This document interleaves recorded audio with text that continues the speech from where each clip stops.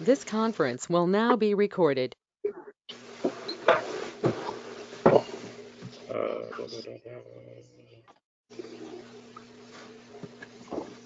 Yes, we have minutes from November 12th.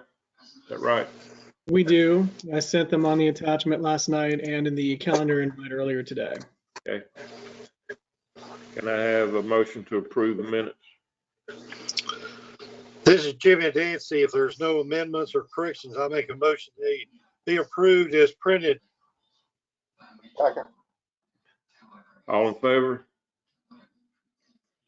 Aye. Aye. Aye. Any nays? Okay, thank you. All right.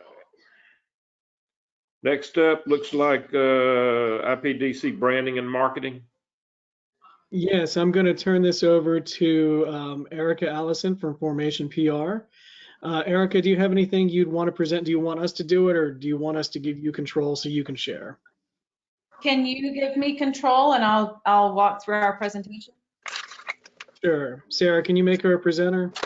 You should be able to now, Erica. I am, thank you.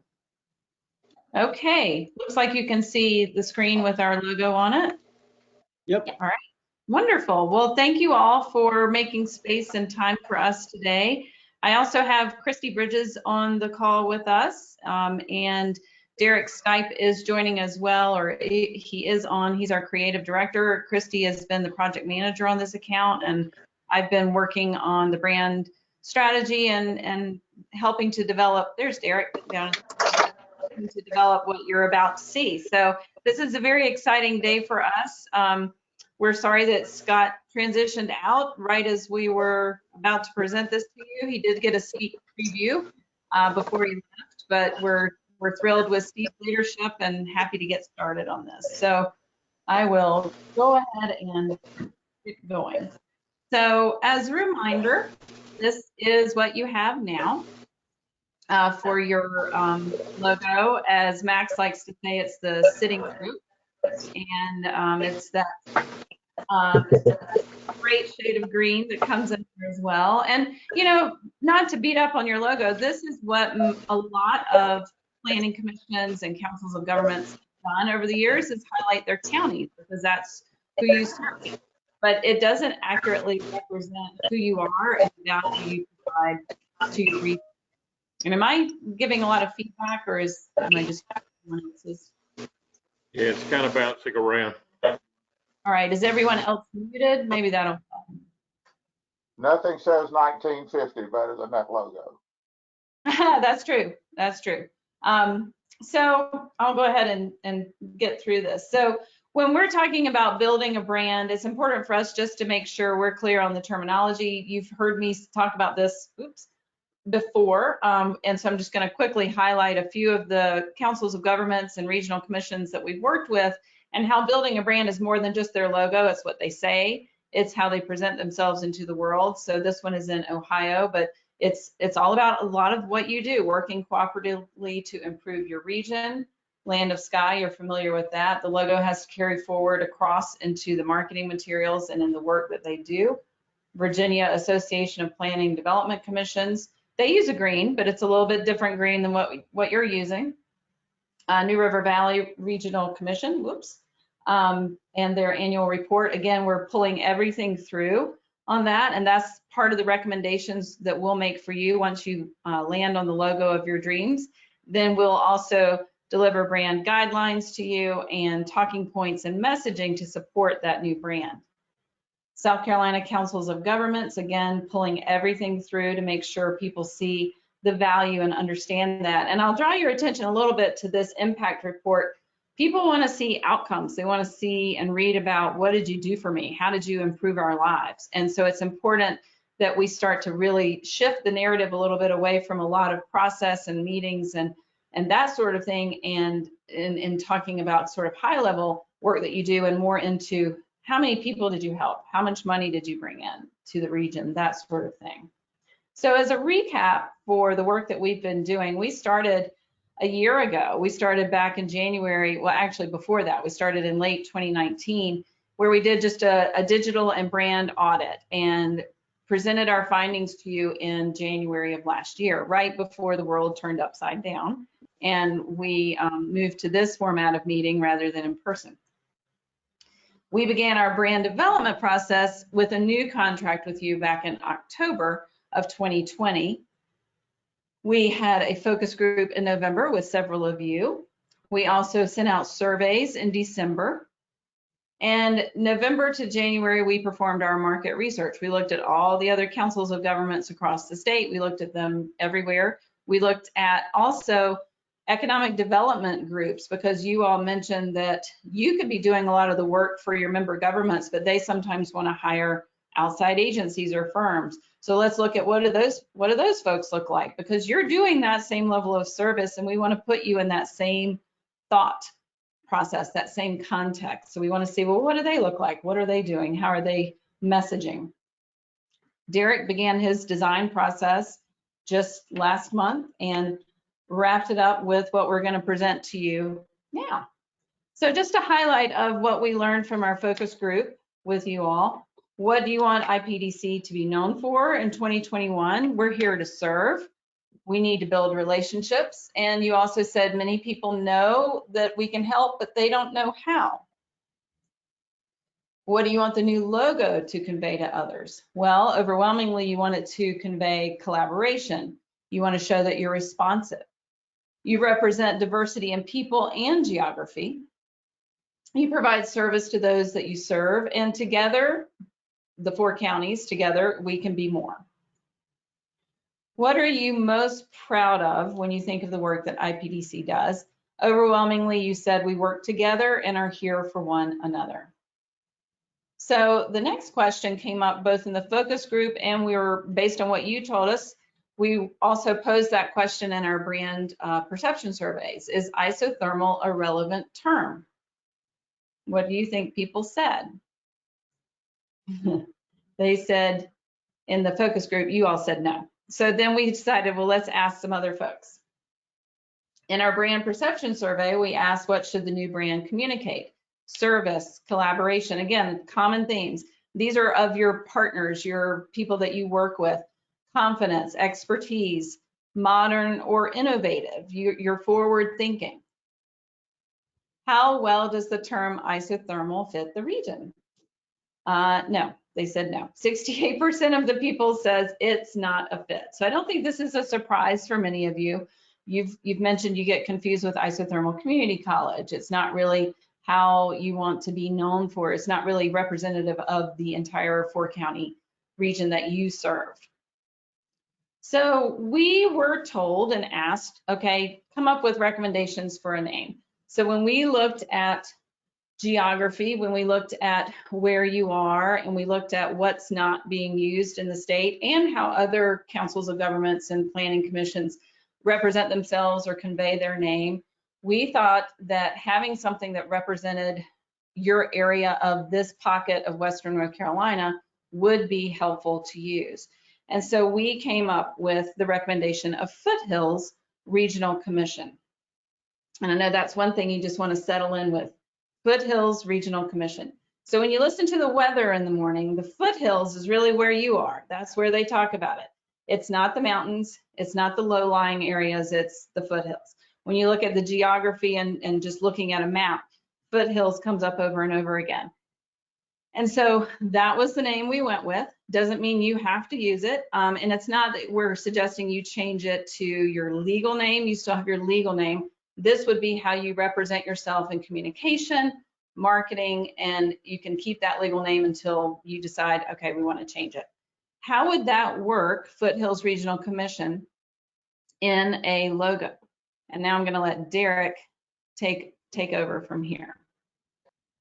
Well, here's our first option for logo. And we wanted to convey all the things that we mentioned in that brand report that Eric just said, like strength, collaboration, the 4-county region, even your geographical location. So in this logo, you've got, this would be a responsive logo design. So you've got your main logo is the large one in the center. It's a strong blue, which blue is one of those colors that kind of conveys like a lasting kind of confident strength. We've got that coupled with that gold, which is an optimistic yellowish gold color. And you've got those paint strokes that are shaped like foothills that represent the broad strokes of your organization's work. You've got 3 different sizes, so when it would size down to smaller, you could use the horizontal logo below, or even, you know, for an iconic, once the brand is established, you have that that little icon in the bottom right that you could use on social media or anything like that. I really liked the way this one came together. I felt like it really represented the organization well based on all the brand reports.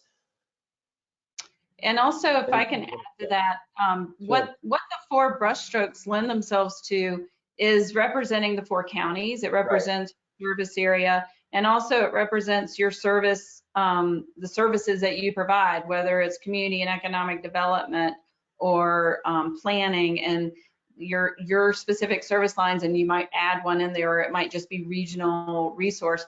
But there's a lot of ways that you can make this logo work in different ways as far as the storytelling goes.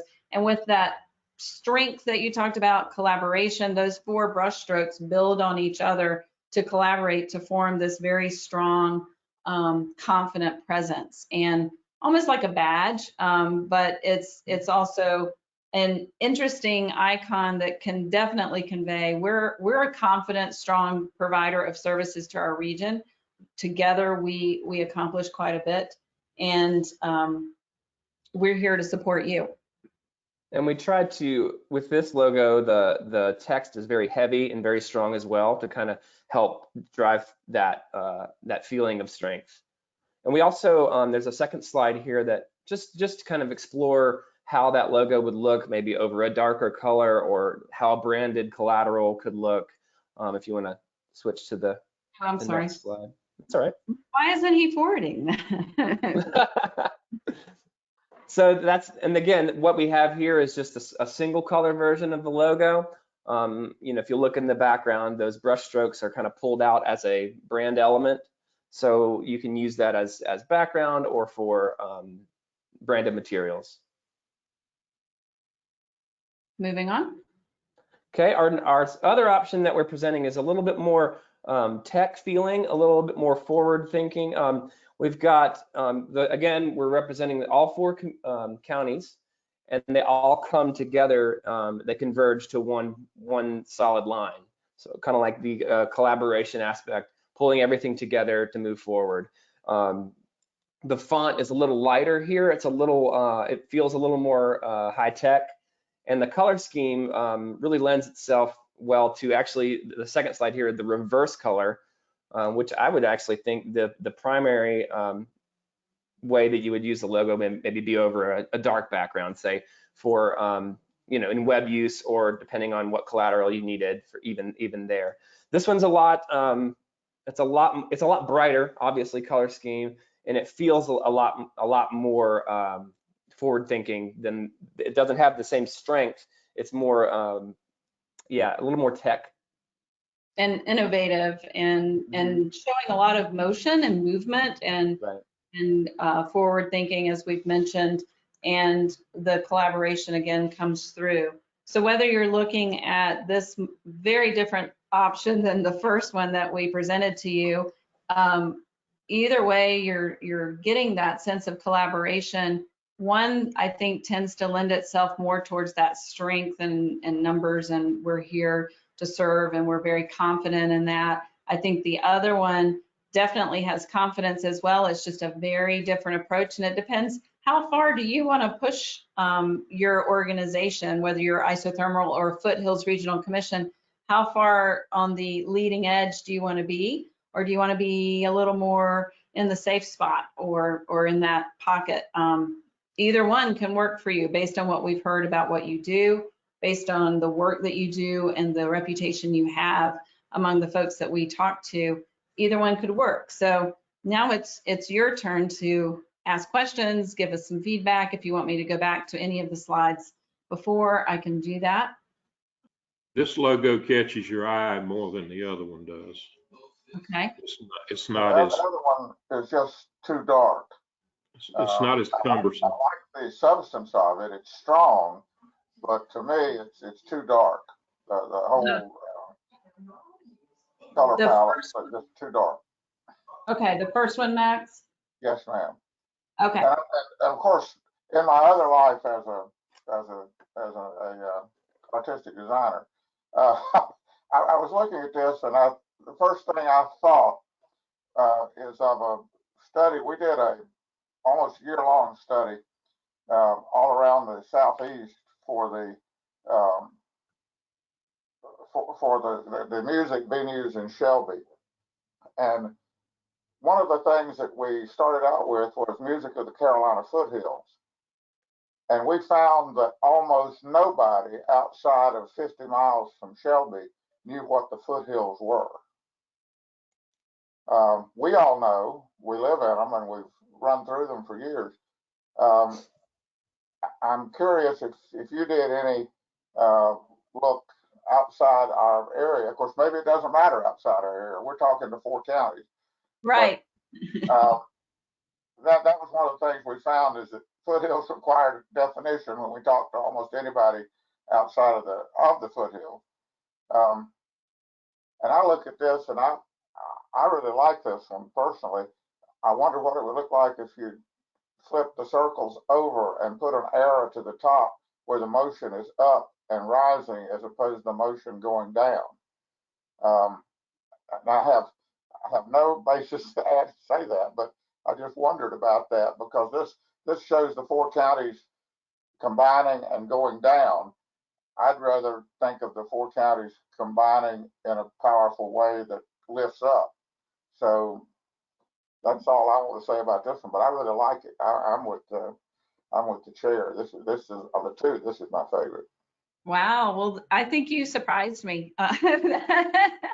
That's great. I will say, to your point, your audience are those 4 counties. So I think people living in the 4 counties would identify as foothills, and I think that's okay. It doesn't matter if people outside don't know it. And the really cool thing about branding is they will know about it because we will make sure they understand these 4 counties are the Foothills Regional Commission, and that brand story then would serve to tell that. I'm going to let Derek address the other component of your comment there with movement. So with the movement of the logo, I understand what you're saying, but what I was trying to accomplish with this was not only the 4 coming together, but also kind of an emergent look. So if you look at the darkest color, it's actually in the back. And so as they come to the foreground, they get higher and larger. So it's like an emergent kind of feel from that darkest line to the lightest. So there's kind of a rise in it. I could experiment with what you were saying, but there is a rise in how those circles kind of are presented to you. Well, on my screen, they don't look any larger as they come around that curve, but perhaps they do in your renderings. No, it's not that they're larger. It's that if you look closely to where they come together, the darkest is in the back. So it's kind of a slight dimensional look as they rise to the lightest line. I don't know if Erica, if you can point out at that with your cursor. In that area, yes. So the yellow is in the front, the darkest red is in the back. Mm. And sometimes if you hold your head just right, it looks like it's kind of turned and going in a different direction. So we'll put it out with instructions on how to hold the paper. That's right. And put your tongue in a certain way. And yeah. Any other feedback on this one or any comments from anyone else? We've heard from Chair and from Max. Anyone else? I like the way you have it. If you turn it upside down, it may look like a cup or a bowl or something. I don't know. I like this. That's great.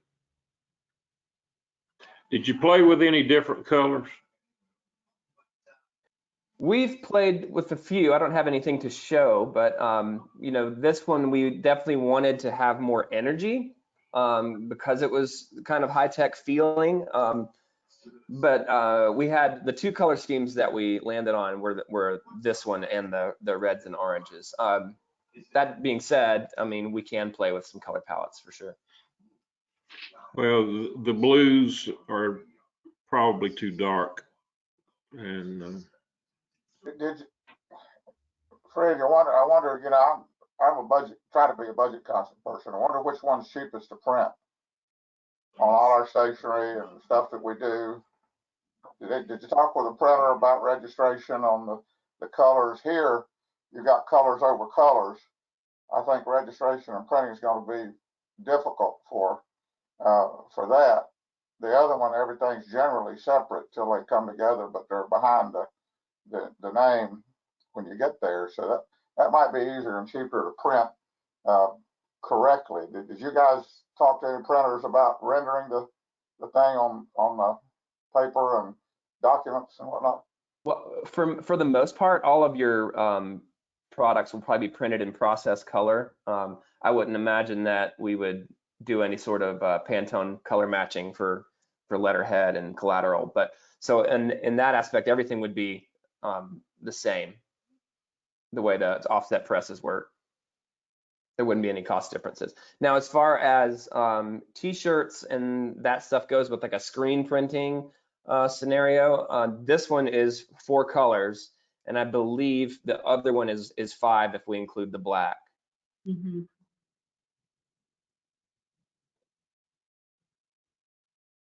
Well, this one would leave us some room underneath regional commission to put another small line, housing, aging, to differentiate the overall logo if we wanted to for our various action agencies. Yes, and we've done that in the past where, you know, you can color code, like I think Erica mentioned it on the first logo, where you can color code the different programs. So if you wanted to have one of being the one color red for housing, or the yellow for aging, whatever you'd want to color code each program, you could have that consistent with Well, this one a is just subhead. good text under regional commission, just a single word or 2 word. Mm-hmm. It could be black or it could be any color or the same color, but I'm just thinking differentiation for particularly housing because it's such a big deal, and aging because it's a big deal. And what we were referring to one of the things I think we're having a problem with is housing, and particularly aging and other things being tied to IPDC. People see them and workforce tied to it, but they see our logo, they don't see those things, so they don't make the connection that all of those things are programs of IPDC that are in their counties. You know, some of them think they're their program. Mm-hmm. So I would like the idea of looking at some way to make sure it would work right, putting the various things for we publish a document for housing, regional commission under it, housing. I think this makes all that easy to do, and it would connect our functions with our name very well if we used it in that way. That's an excellent point. And what we were talking about is that because for brand consistency, we would want, you know, one of these colors to be housing or one to be aging. And yes, they could go right underneath there. And that way it helps with your marketing materials too, if you do have a brochure or something like that. But yes, the 4 lines lend itself really nicely to county representation, to service representation, and delineation. So I'm glad you like that. Any other thoughts or feedback? well, I would think if you wanted to, you could you've got your 3 pictures at the bottom that represent each of the colors in the rainbow at the top. You could designate that particular logo with that color for housing. Yep. And then the other yellow logo for aging and the other logo for something else, and use those to put your housing, aging, and under, and keep the big one for the whole commission. Oh, that'd be cool. That'd be cool because that way, in addition, it would be much cheaper to print. It'd be a single color document for those divisional printing. That's great. This is Jimmy Dancy. I agree with everything's been said. I like the second one better than the first one. I think we've got some different directions we can take and use it to our benefit. So I agree. That's great. Ashley, what about you? I think it looks good. The first one I would be fine with. I was fine with it, and then you showed the second one, and I said, I like that one better. So maybe it was set up that way, but I like the bands, for lack of a better term, the different colors coming together. So I like the communication on having like a mini brand or whatever for the different units or different colors or whatever. So great job. Thank you. Awesome, thanks.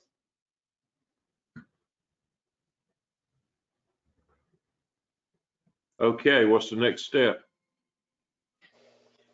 Well, you all decide officially which logo you want to go with. It sounds like the majority of you that have spoken are certainly leaning towards the one on the screen. And then if that's the direction you go in, then we would finalize that, and we could offer those little sub logos that you're talking about for your service areas. That's an easy thing for Derek to do. We would create the brand guidelines for that, how to use it in your email signature, how you're going to use that with colors and fonts to use. And then I also will be working on your brand story and brand position, so messaging and talking points to talk about this and make sure that everyone is in sync with that and present that. And then you also have, as part of our contract, a budget to update your website, because once you get this new brand, you're going to want to update the colors and the website to support that. So that would be next as well. But your immediate next steps, decide if you like the name direction, decide if you are good with this particular logo, and you guys can talk about that without us and see if you can get us the final direction, and then we'll go from there. Is this something that the executive committee can do and recommend to the full board, or do we need a full board approval?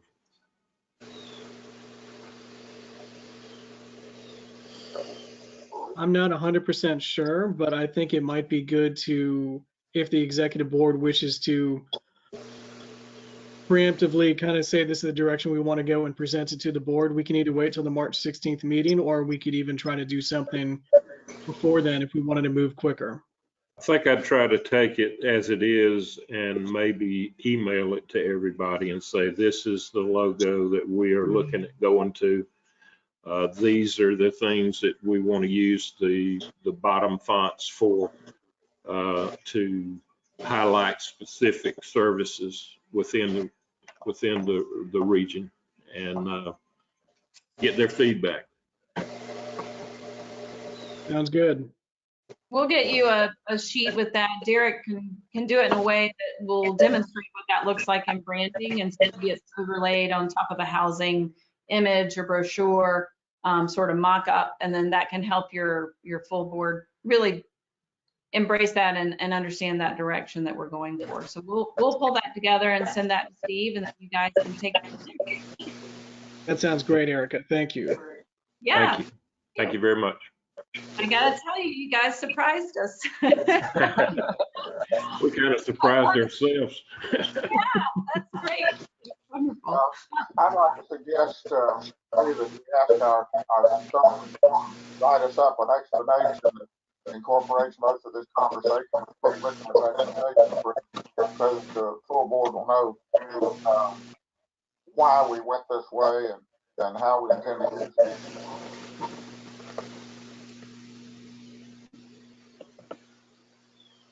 Okay, Steve, you got that?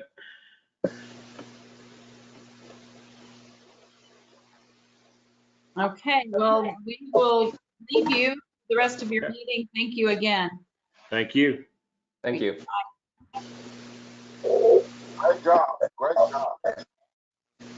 Okay, I guess Elizabeth's up next for landlord recruitment. Yes, we have Elizabeth Champion, who from Champion Investment, who we've been working with on landlord recruitment. And I will turn it over to you, Elizabeth. Do you want to be have control over the presentation, or would you like me or Sarah to run it for you? I am going to, if you want to go ahead and give me that option, I'm going to present it. You should be good, Elizabeth. Okay, let me see if it'll let me present.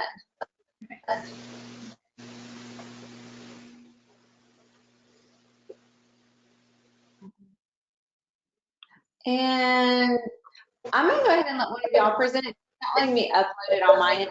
It could be my Mac that's not allowing it. 1 second. Okay. Sorry about that, Sarah. No, you're fine.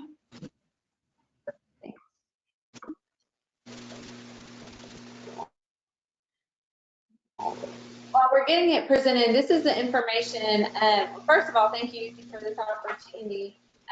That's perfect. If you want to leave in this, you don't have to put it in presentation mode, because then we can look at the embedded items within each screen if you'd like. With that, Sarah? Yeah, that's fine. Okay.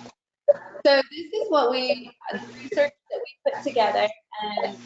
We're in Cleveland County, but we are working through the different 4 counties represented here, and as of today, we have had the opportunity to meet with at least 1 per county. We've been able to recruit, I should say, 1 per county representative, and that's a big deal.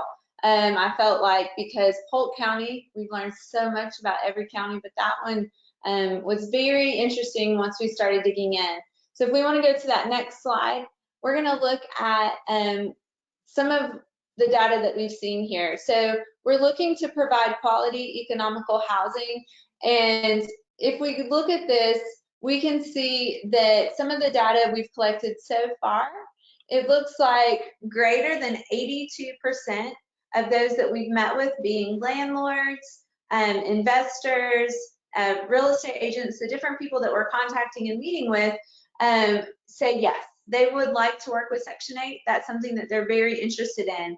Other people, about 8.8%, maybe just want to learn more. Maybe they don't know about the program yet. There are a lot of questions out there. But overarching, what we have heard and what was really exciting was most people, yes, they want to work with Section 8. They want to learn more. They want to know what can they do. And in the next screen, we'll be able to see a quick snapshot of that. So in the next screen, you can see maximizing that number of affordable housing. So what we've been tasked with is recruiting landlords and looking at that retention of those current landlords. So as we're meeting with different owners and investors, what we're finding is so many people are definitely interested around the region, and we'd like to drill this number down to 10% or less. Meaning we want to ensure that if they own a property and they're interested in working with Section 8, that they don't represent greater than 10% of that pie, right? Because then a huge chunk is missing. So if we had one owner that represented 25% and something didn't go well, we didn't want to see that big chunk moved out. And within this, you can navigate over to the yellow, and it's going to embed it in that for isothermal. And I'm sorry, Sarah, it's actually the wording in the over in the right-hand corner at the bottom. That's like a link that's just opening up all the information for you to view. So if you want to, you can view that, but we don't have to view it now. And so you can, the point is we want to be as transparent as possible. So if you would like to dig a little deeper in this, I saw some individuals in it earlier that had viewing privileges in this. We have opened it up to some of the counselors and employees there so that they can go in and see the research that we're currently doing and the feedback that we're getting. If you want to go to that next screen, our target audience. So who are we looking at? Who are we working with? We are looking to speak with landlords, agents, and investors. And our goal is to increase that retention of our current landlords and the recruitment of new landlords. So this morning we had a landlord we met with out of Charlotte. He has properties already. He's looking to purchase more properties here in our area. And we had the opportunity to meet with him and talk to him. What does that look like? What does Section 8 look like? What are your options there? But I would say one of the interesting points where we met with some agents, so different real estate agents. we don't manage their properties, we're not representing them in any way. But because now you've given us this ability to go out and meet, we can meet with that agent, and he had 25 new properties. So they had just purchased this new portfolio for their investor. And the question was, what were they going to do as they were remodeling these homes?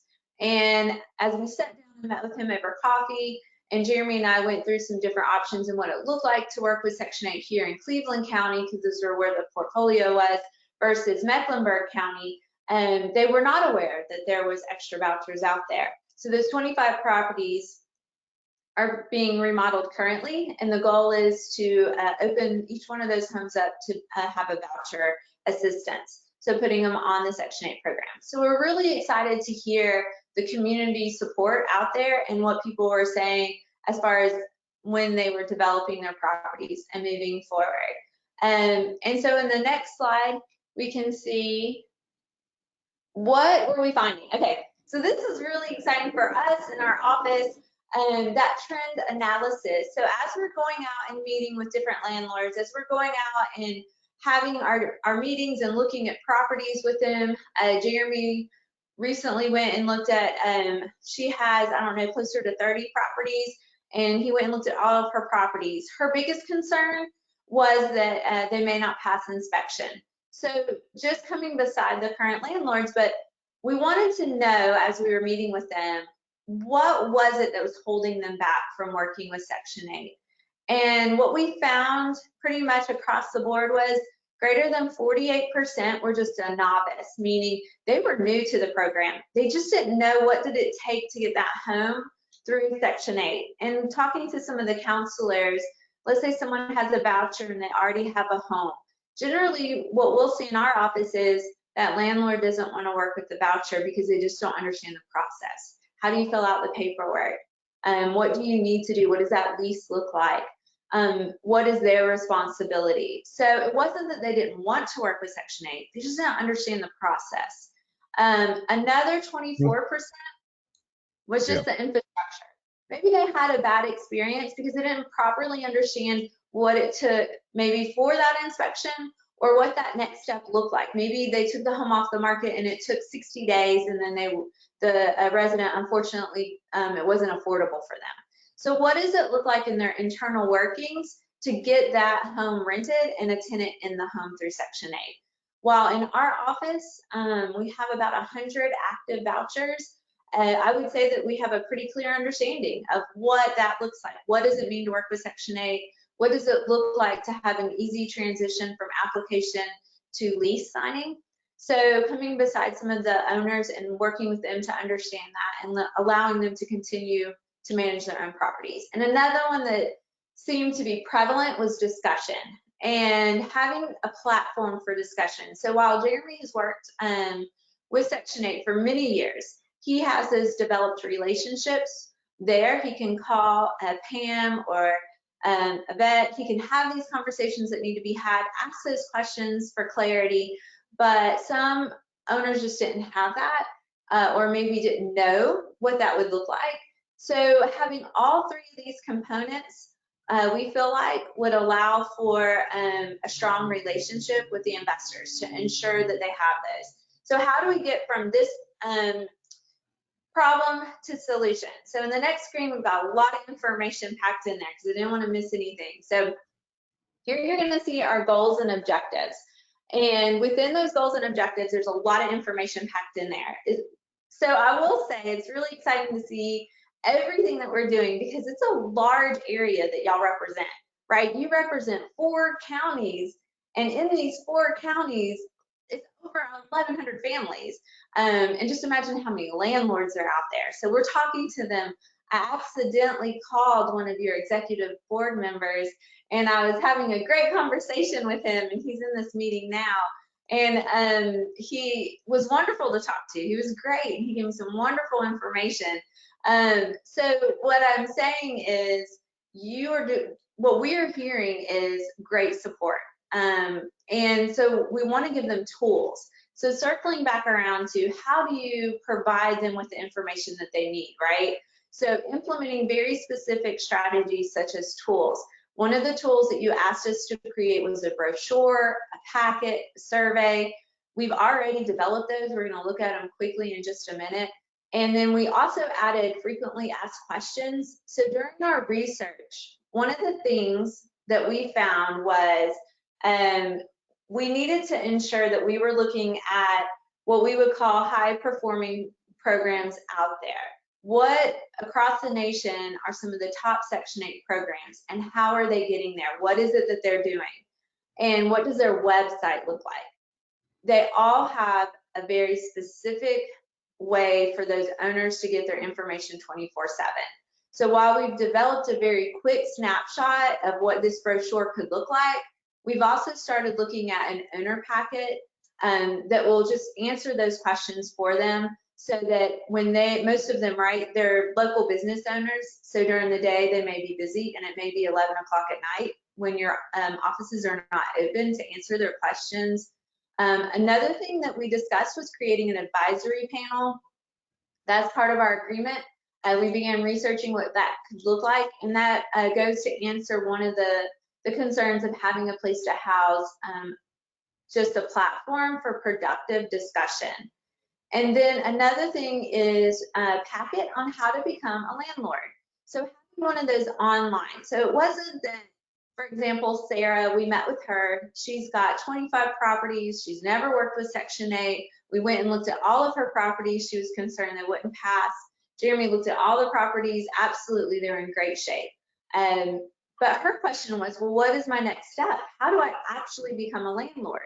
And so guiding her through that so she understands, how do you say, sure, I'm interested, into, okay, now I actually have an applicant, let's get the lease signed and move somebody in. And finally, what we saw to be really successful is a place to post homes with very specific information.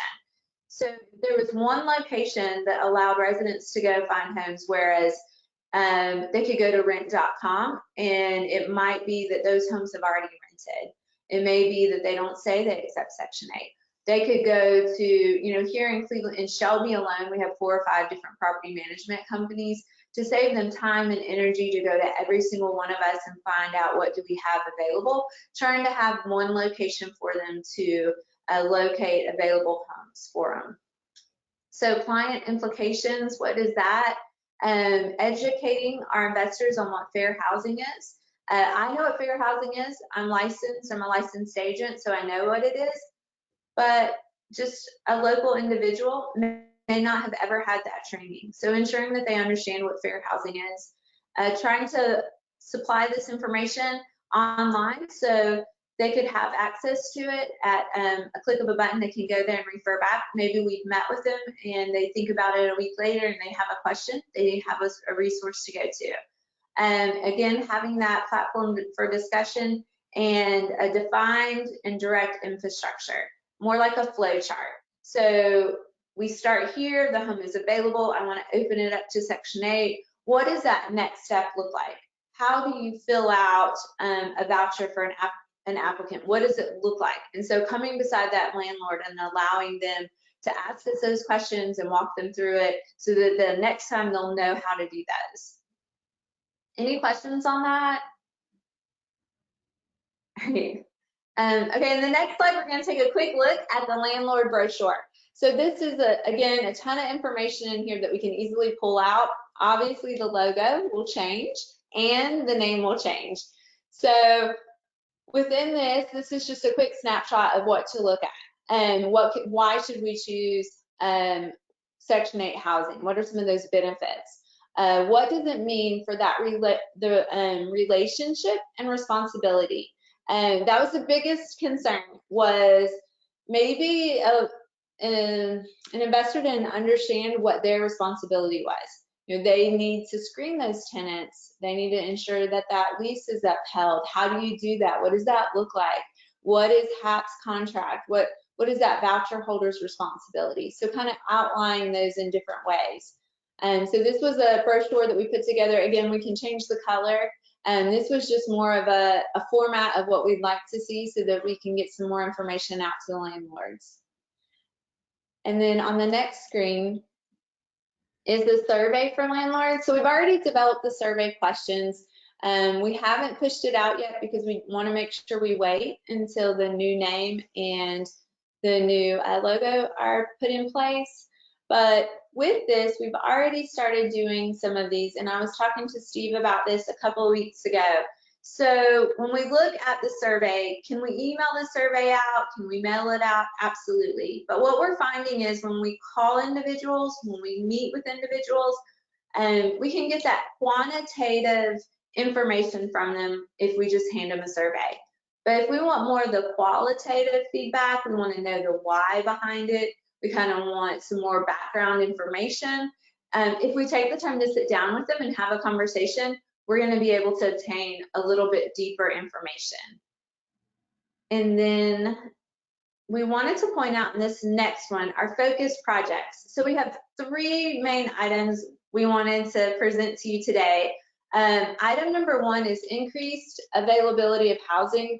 So as we were moving forward, we've already kind of talked about it, right? We want to develop those relationships. We want to help develop those tools. So we've already kind of touched on those. We've already talked about them.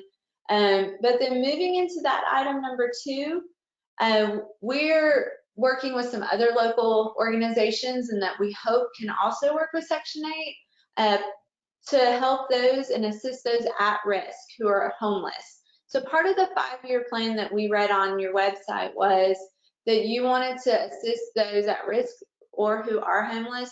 And currently there's a program here locally, partners they're doing a $500 signing bonus. They're supplying the deposit and damage. And so in working with them and trying to understand their process, they've only had 3 successful lease signings and they were all in Gaston County. So we are working with them and they'll have the first one here in Cleveland County. It's going through its inspection now. Our hope is next week that lease will be signed. He's working with also Tammy Phillips. So the hope is that eventually he will be able to I think he's on the waiting list with Section 8. So while he waits, he'll be able to have a place. But trying to collaborate with other local organizations that are already in place. Scott had mentioned there was a program out of Asheville doing this, and they were giving landlords incentives and indemnifications for damages. So I met with Kate Pett, who's over that in Asheville, and kind of she walked me through what that looked like for the upward mobility, which I know that we had looked at upward mobility counseling, but she developed a program very similar to that. It's based off of Raj Chetty's research in big data. But what that talks about is taking the opportunity atlas, and so it's big data put together into one big atlas. I don't know if you've had the chance to Google opportunity atlas, but at the very granular level, you can see what our like our unemployment rate is, our high school dropout rate. What, you know, on that street, is that an opportunity, high opportunity area, or is it not? And so you can kind of see for economic development for children, what does it look like moving forward? And that was the whole piece of that upward mobility and opportunity housing. But anybody has access to it. You can go in and you can look at your street if you want to know if you are in a specific upward mobility opportunity area. You can look at your properties and see what you think of that. I would encourage you to look at it. I was playing around with it the other day to kind of see where we stood in our different counties. So we're trying to connect and collaborate with those who are already here so to help make those dollars stretch. And then lastly, we are building a database, and it houses all of your current landlords and the landlords you've worked with in the past. And we're also going to upload our leads that we're working with, those landlords that we've met with. And we would like to also post some information that's going to make it easier when the vouchers are filled out, some of the key components that Pam mentioned that would be helpful. So while that database is being developed and it's there, you know, feel free to look into it. I've given access to, Steve has access to it, Sarah has access to it, and you can go in there and just kind of see what that looks like. All right, and then just 2 more slides. So the last almost the last slide. So proposed deliverables for the space. You can see the master project is embedded in here. So at any time you can go in there and see where we're at. But we have 4 deliverables outlined here. And we've touched on all of these. This is what we would like to see happen, right? Phase 1 is January, February, March. So by the end of March, we would like to have all of these. And we've already touched all of them. Some of them are already completed and just waiting for that logo and name. But the rest of them are already started, and we've already begun your database. Of course, we've been working with landlords, and we've gotten some great feedback from them, so we're really excited to see how that's going. And then lastly, where we're at, you can see that timeline. You can kind of see what, as a summary, where we're at, our project conception, and initiation, and then where we're at in that. So any idea, I can tell you how many landlords we've met with. I can kind of tell you where we stand on that. We've met with 34 landlords so far. And of those 34, 28 have said yes. Yes, moving forward, they would like to work with Section 8. So when I give you this next number, I want to be really clear about what this number means. And Steve was part of a meeting with Scott, so he knows what this number means, what it represents. It does not represent leases in themselves. What this number represents is we've met with 28 landlords who have said yes. As our properties open up, as our properties become available, maybe they're being remodeled, maybe there's currently someone in the home, but as they move out and phase out, they would be willing to work with Section 8. That yes, they are open to that. Yes, they would like to work with Section 8. That's something that they want to develop that relationship and move forward with. And on our end, we are staying in front of our leads by trying to touch base with them every couple of weeks and follow up with them. We have a plan in place so that we stay in front of them so they don't forget about us. And so any guess on how many, like the number of homes that we have? Anybody want to throw out a number? No, y'all are so quiet. I think it's because we're on a Google Meet. Okay, so the number of homes that we're at right now is 544. So we've gotten a commitment of 544 homes thus far. As they become available, they will like to use Section 8 housing. And when I say that it's 544, these are homes that we know exist. I had one landlord tell me they had 100 houses, and as I did the research, I didn't see any of those houses in her name on GIS, so I wouldn't have counted her. Now, granted, maybe she does have them and she's managing them for someone else, but I want to make sure the numbers that I'm giving you and the homes that I'm saying are real. So we're pulling them from GIS so that I can say, hey, here's a landlord and here are their properties. Any questions? And again, thank you. I mean, I hope what you take away from this meeting today or this presentation is that the different investors out here in the community definitely want to support isothermal, and that they understand there's only so many counselors there in office, and they understand that there are guidelines, they understand that those rents are set. They just want to better understand how they can participate in the program. And if they have had a bad experience 10 years ago, that they're ready to move on. They just wanted a place to be heard, a platform. This is great. I mean, I've got one question. Are you related to Jeff Champion? I am not. I'm not related to Jeff Champion. Okay. You know, I am so excited about this. Elizabeth, thank you again. Since our last meeting, just thinking about these numbers, knowing that we are currently, what is the number, Thad? We're about 200 properties short right now, but having from, you know, Elizabeth, you and your team hitting the ground running, already working with all these, with these 28 landlords, the possibility of over 500 new units becoming available, you know, as they become available is just fantastic. And, you know, I just applaud you and your efforts with everybody in your team. And, you know, I think this is just the start of something really good that could really be transformative and help us out. Yes, and I want to add to that. We're not going to stop, even though we bypassed what we said we would do. We're not going to continue stopping meeting with them. We're cold calling off those, the list that we received of the landlords you've worked with in the past and that are current. So in having those conversations, we hope that that number does increase over time. And I would commend you for investing in this. So as we're doing research in other areas, there's a huge article done. I don't know if y'all saw Asheville's big lead story, Action 13 News, and how there was a shortage of homes, but there were vouchers not being used. That's a great story.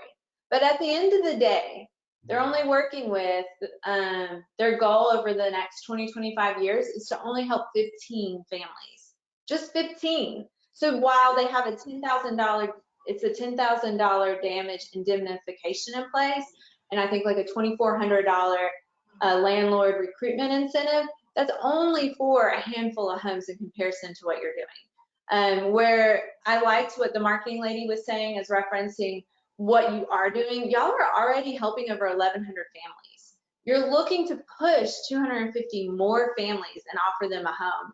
So getting that word out to what you're already doing and where you're at, I think is a great idea. And I want to encourage you along that path, because while we're talking about collaborative work and working with local schools and trying to make these connections with people so that they have those resources, you're already doing that, it sounds like. I think that getting that word out there and getting these marketing materials out there will just keep it in front of them and help remind our different investors and landlords that there's this option. Well, thank you a lot for the presentation, Steve. We need to get this same presentation before the full board so they can see it and all of our membership can see what we're doing, what's going on, and how much it can help. Mr. Chairman, you've got a good point there, getting it to the membership. I'd like to see added some hit rate and success rate stats. You contacted 100, 54 responded. You've pitched 92, 86 agreed. You know, this sort of stats to let us know what the success rate is going through at various levels of contact and involvement. But I think we need to let the whole membership know this. We need to get somebody to prepare us a brochure about this kind of job that we're doing. They're doing for us. We also need to highlight the value of this. You know, we looked at investing a couple of $100,000 to get back 500,000, and you know, we need to highlight that. And as you said, we did invest in it, Elizabeth, and so we need to tell people that we did spend your money wisely. Well, and I like what you're saying. I agree with you, exactly. And one of the ways that we can talk about that is the economic impact that it's going to have in the community. And Raj Chetty just did a huge presentation on this, specific to Section 8 vouchers alone. And so the economic impact that it has within that, even that zip code, you can look at it at that very granular level and see this street, are they going to, what does that look like for them to graduate to become inventors? So he's using the Census Bureau and that data, and that's how he's gathering all this information. But he's also working with patents and looking at, if somebody developed a patent, what was their background? And how do you take a Section 8 voucher and make an economic impact long term? And they're looking at it through the lens of children, where we're looking at it through the lens of families as a whole. So it's a much larger scale for us, but it still has a very important economic impact on, will that child graduate high school? Will that child go on to college? If he goes on to college, what type of college is he going to go to? Is he going to come back to his community, right? Like Charlotte, they are one of the red zones, but they're one of the fastest growing. So why is that? It's because they import their workforce. It's not for the local children there. So what we're doing is what you're doing is reinvesting in your community so that these families have a better start. And that's the whole purpose of these vouchers, right? So I completely agree with you. And I will work on maybe putting that together in a cleaner way. And I'd like to be able to wrap up February so that at least we've been out there for 2 months. Because with COVID, we're really trying to recruit new properties. Like new properties that are coming in, because a lot of people right now aren't moving. They will be moving. But like I said, that one investor who had 25 properties that he's developing, they're vacant. So those homes will become available. We've worked with other landlords. He has 7 or 9 that he's bringing in and developing. So yes, I'm really excited to present that to you at the end of the month. Hopefully I'll have, if that's okay with you, I'll put that together. Well, Elizabeth, our next board meeting for our full board is March 16th. Okay. If you would be willing, I'd like for you, as Max and Fred have said, to give this same report to the entire board on the 16th with all that updated information that you may have at that point. Sure. I think that's a great idea, Steve. I'll work on that. I'll go ahead and put it down and commit to it. Great. We appreciate it. Thank you. Thank you for the presentation. All right. Thank you, Elizabeth. Steve. I'll be in touch. Steve, you're up next. Yes. Housing Consortium. I'm not sure. You may have to remind me. I'm sure that Scott has told you previously about our intent to apply to become a home consortium for the 4-county region. This is a program through HUD, which would allow us to access a pot of money to be determined through an algorithm that HUD has to work towards various housing projects for the 4-county region. We know that we've been utilizing Southwest Commission as kind of our guinea pig. They're about a year ahead of us on this. They applied for it last year. They've been going through it, and they've been very gracious in offering us information and documentation that they use to get through HUD and some kinds of do's and don'ts to get the process done. The first step of this process is basically just to submit a letter to HUD by March 1st saying that we intend to go for this home consortium designation, at which point then we have about 4 months to work with our county and municipal partners to put together a kind of a larger packet. I'm working on the letter now. I'm waiting on some more information from Russ down in the Southwest Commission, but we will be submitting this letter by March 1st. I intend in the March 16th board meeting to have a larger, more in-depth presentation about this, but this is a process and a project or a program that could allow us to have a pot of money that we can put towards projects that we don't already have. Like we can use it as match for housing projects. We can use it as seed money to go towards things, any kind of CDBG match or anything else. It just would allow us more flexibility to actually go after a lot of projects that we have not been able to go after in this region around housing. And if you have any questions, let me know. I'm not sure how much Scott has brought you up to speed or told you about the home consortium program. I don't recall a lot.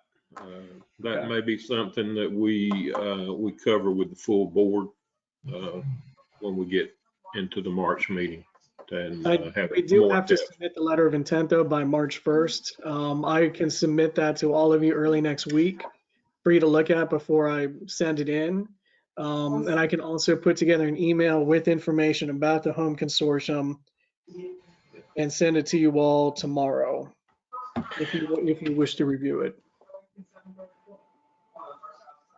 The letter of intent is to proceed to join this or request. It's basically telling HUD this. that we want to do this and that we're going to be gathering our partners to put together a full application later in the year. That's all it basically is. No expense to do that? No, not at all. All right. I would say we do it. What do the rest of you think?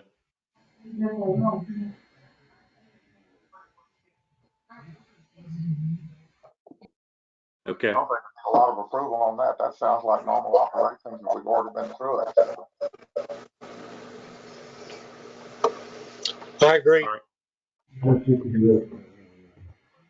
Okay. Well, like I said, I will put together a letter for you all to look at, and I will also kind of put together a little summary of the home consortium program and get that out to you ASAP.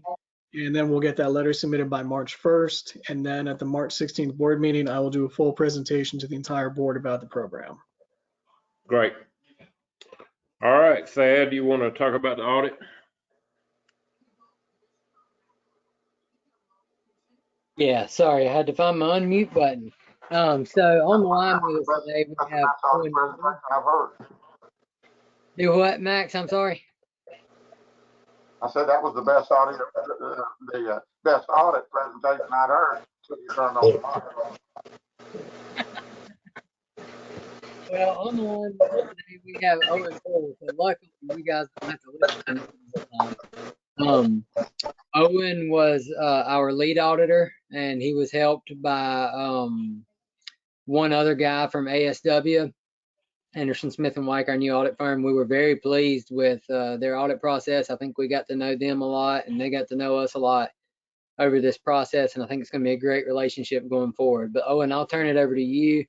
Sarah, I sent over, I think, the documents that he was going to use to present. So if you want to pull those up for him, and Owen, you can take it away. Sure. All right, thank you, Thad. So as far as the financial statements, the PDF, we don't need that quite yet. I'm just going to start out. As Thad said, I'm Owen Poole. I work for Anderson Smith and White. I was the lead auditor on the audit of the June 30th, 2020 financial statements of the commission. So to the commission members of Isothermal Planning and Development Commission, I would like to present the audited financial statements for the year ended June 30th, 2020. So in the financial statement PDF, there's a total of 82 pages. So I don't see any reason to sit here all afternoon and go through all those pages. Also, real quick, before we get into it a little more, one thing I do want to mention is that Carl Shaw, CPA, prepared the financial statements, and we reviewed the financial statements and issued our opinions on the financial statements.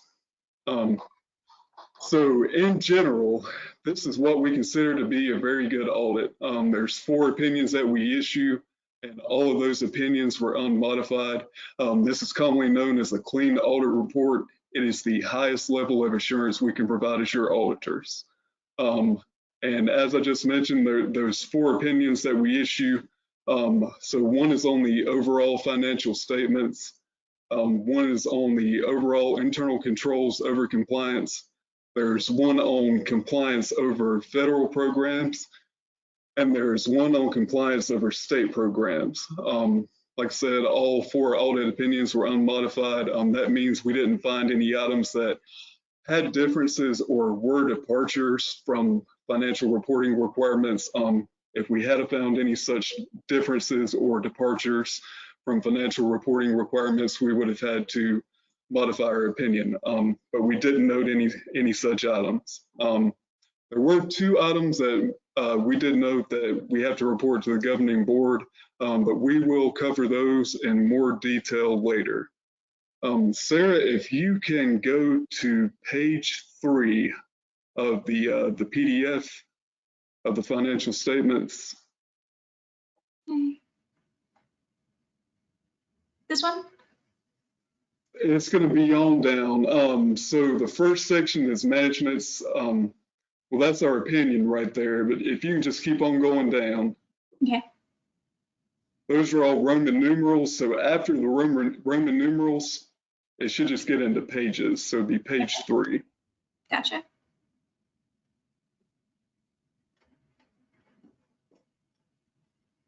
Yeah, keep on going. This, like I said, there's a lot of words in this document. So. Dave, are we paying by the page here? Okay, that right there. If you all can see that.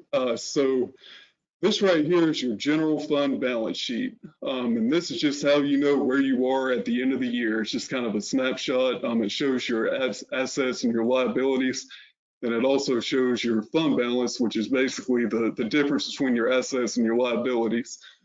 So, really one thing to look at on this, cash and investments, the unrestricted portion is about $600,000 at the end of the year. Of course, you've got some restricted cash and investments. That's all for HUD. Had some liabilities, 500,000.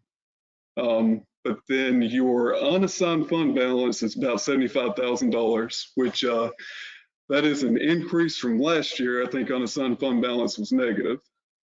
And the other thing to look at on this is, so if you look down at the bottom under restricted where it says stabilization by state statute, and you'll notice that's about 690,000. And so what that is, more or less, is your accounts receivable. So that's monies that, you know, you were due to get as of June 30th, 2020, but it just hadn't come in yet. So, you know, when you're looking at fund balance, your unassigned fund balance number doesn't tell the whole story, because that's $690,000 worth of funds that were going to come in right after year end.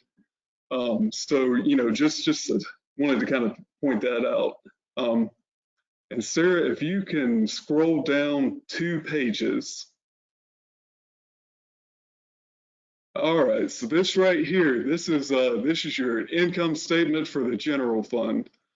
And I'm not going to go over this in detail too much. The main thing to know is if you're looking down at the bottom, the 3rd row up, where it says net change in fund balance, you'll see about negative $10,000, and that just means that, you know, for the year ended June 30th, 2020, the county commission lost $10,000, which is pretty much nothing. And I think that's a very good result, given there was some turnover in, you know, certain positions during the year.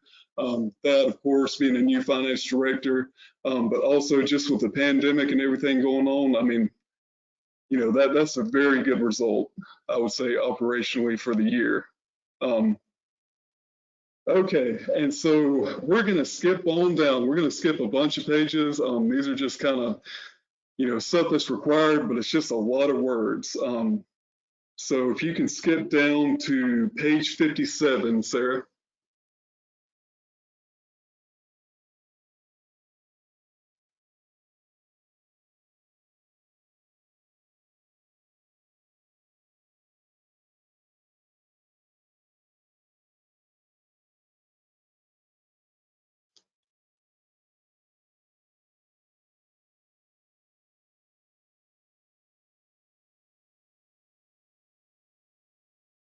Oh, keep on going. Sorry, we're almost there.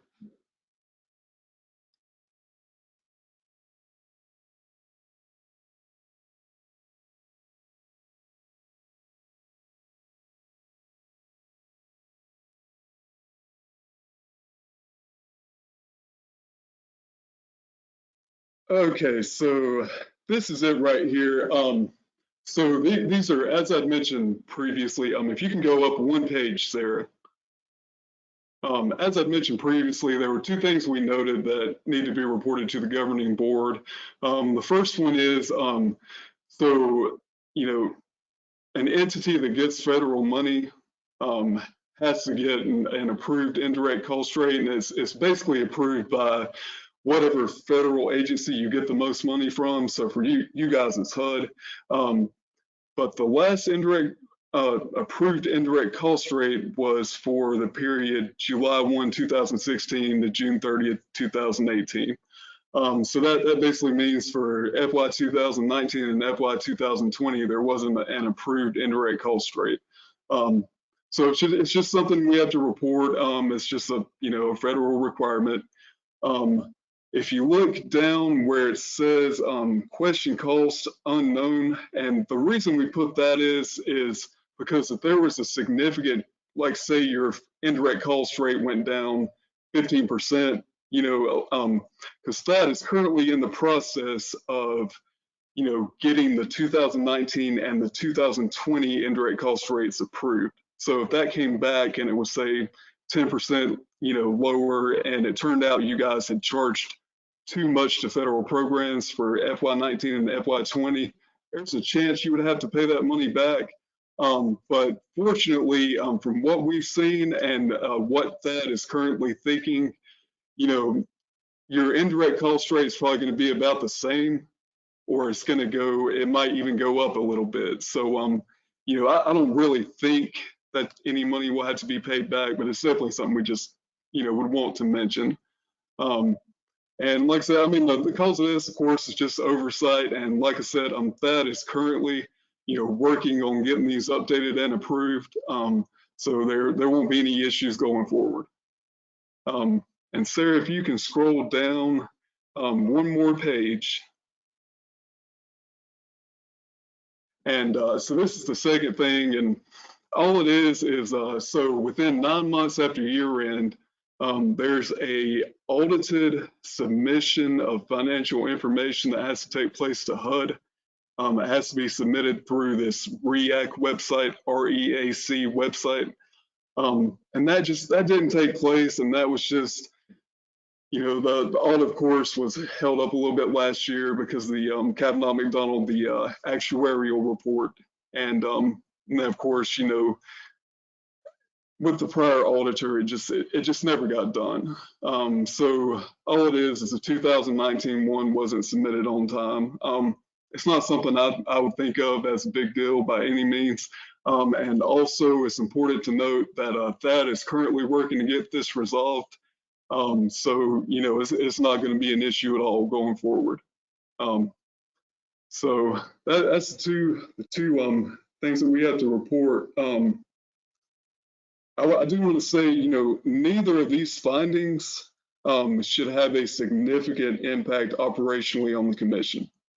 So that's they're just, you know, things that we have to report by federal law. But we, you know, I don't anticipate this being, you know, operationally creating all kinds of issues or anything like that. So that's good to note. And so the last thing I want to say, you know, is management worked with us, you know, this year. They gave us access to everything we needed in a timely manner. And I really want to say that, you know, pushed and got us what we needed. And we managed to get this, you know, we got the audit report issued on time this year. And so that's very good. We certainly appreciate all the work that Thad and the rest of the staff did, you know, getting stuff to us. And, you know, I think it's very impressive, especially given the stuff that went on in 2020 with the pandemic and just, like I said, Thad being a new finance officer and all that. So that concludes my presentation. Does anybody have any questions?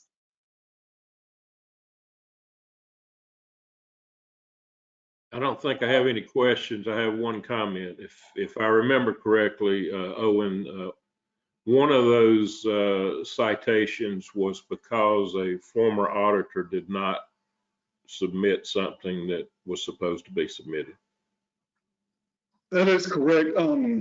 You know, there has to be an agreed upon procedures engagement that has to be completed, and it has to be completed by an independent CPA. So of course, Carl, I think, had done the unaudited submission of the information for last year, but you know, it just never got certified in the REAC system. So yes, okay. That's absolutely. Okay. Thank you. I knew you didn't want to say that, but I did. No, absolutely. We certainly appreciate everyone. Steve, thank you so much, and I hope you all have a great afternoon. Thank you. You too. Thank you, Owen. All right, Thad, I guess you're up next with your thank you, Owen. financial report. Thank you.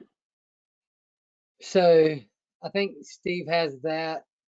Steve, do you care to pull it up, or Sarah, whichever one? This is all going to be Sarah's quicker than me. This is all going to be very familiar to you. At this point in the year, we would expect to be around 58% spent. If you look down, we are within that range everywhere except for safe routes, and I must have something in the wrong line there, but I did not catch that, but that does not look right. Safe routes, I think it's 34,742. I must have miskeyed and hit an extra 7. But so it should be like 34%. Everywhere else is in good shape. ARC LDD is a little bit overspent, but it's just the way we charge to those programs.